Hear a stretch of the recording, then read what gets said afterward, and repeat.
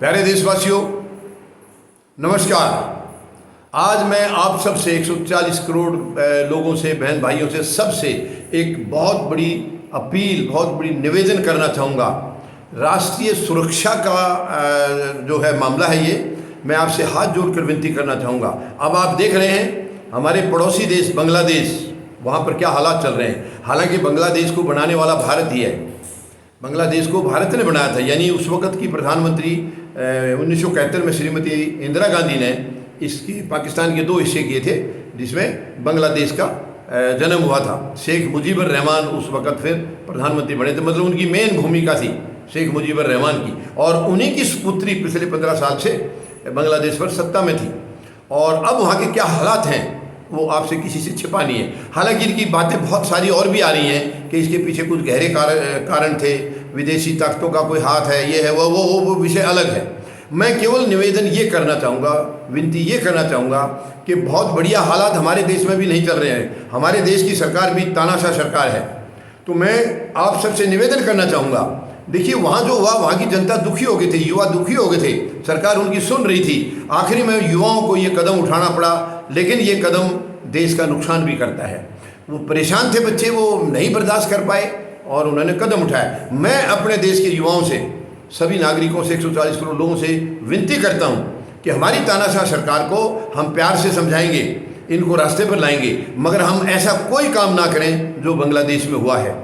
मैं बांग्लादेश के बच्चों को दोष नहीं दे रहा हूँ, क्योंकि वो ऊब चुके थे, काफ़ी लंबे समय से सरकार उनकी सुन नहीं रही थी।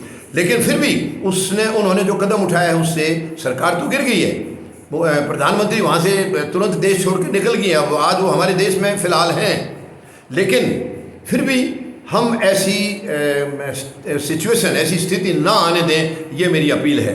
हम, तानाशाह सरकार हमारी भी है, ये भी बिल्कुल युवाओं की सुन नहीं रही है, किसी के भविष्य का ख्याल नहीं कर रही है। पढ़ाई को इन्होंने बर्बाद कर दिया, नौकरियां हैं ही नहीं, बहुत बड़ी तकलीफ है, भूखमरी बढ़ती जा रही है। 80 करोड़ लोगों को मुफ्त में राशन दिया जा रहा है। जब 80 करोड़ लोगों को मुफ्त राशन है और सीना तान के प्रधानमंत्री कहते हैं, हालांकि ये शर्मनाक है। 77 साल के बाद भी हम सब के लिए 2 वक्त की रोटी का इंतजाम नहीं कर पाए, इससे ज़्यादा शर्मनाक और कुछ हो नहीं सकता है। लेकिन चलिए, जो भी है, ये हमारे अपना देश का आंतरिक मामला है, इसको हम लोग निपटेंगे। इस सरकार को गिरा के कोई अच्छी सरकार बनाएंगे। आप फौजी जनता पार्टी की सरकार बना लीजिए, आपको कभी किसी चीज़ की चिंता नहीं होगी, ना कुछ मांगना पड़ेगा, सब कुछ आपको मिलेगा। लेकिन फिलहाल वो भी बात हमारी अलग है। आज मैं केवल ये विनती करना चाहूँगा, हम बांग्लादेश जैसे हालात अपने देश में ना होने दें। भारत बहुत प्यारा देश है, भारत की भूमि बहुत पवित्र भूमि है, और हमारी आज़ादी को हासिल करने के लिए महान वीरों ने, उन सूरवीरों ने अपनी कुर्बानियाँ दी थी, वो भी कम उम्र में, 22-22, 23-23 साल की उम्र में अपनी कुर्बानियाँ दे करके तब इस देश की आज़ादी हासिल हुई थी। और ये एक बहुत ही एक विचित्र बात है कि जो आज अपने आप को देशभक्त कह रहे हैं, राष्ट्रभक्त कह रहे हैं, इनका आज़ादी की लड़ाई में कोई योगदान नहीं था। ये भी एक कड़वी सच्चाई है। ये अंग्रेज़ों के साथ थे। खैर चलिए, वो भी हमारा विषय नहीं आज। तो मैं आज केवल हाथ जोड़कर पूरे देशवासियों से, खासकर युवाओं से एक अपील करूंगा, निवेदन करूंगा कि पड़ोसी देश का असर हम अपने ऊपर ना लाएं, क्योंकि ये स्वाभाविक है।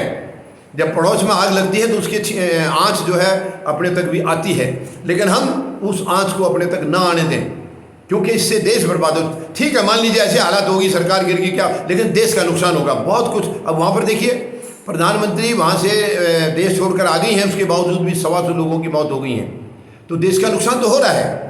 वो बच्चे, वो बांग्लादेश के नागरिक हैं, वो मारे जा रहे हैं। तो ऐसी चीज़ हम अपनी धरती पर ना होने दें। बिल्कुल है, हमारी सरकार तानाशाह है, इसको भी निकालने की ज़रूरत है, उखाड़ने की ज़रूरत है, लेकिन हम शांति से करेंगे।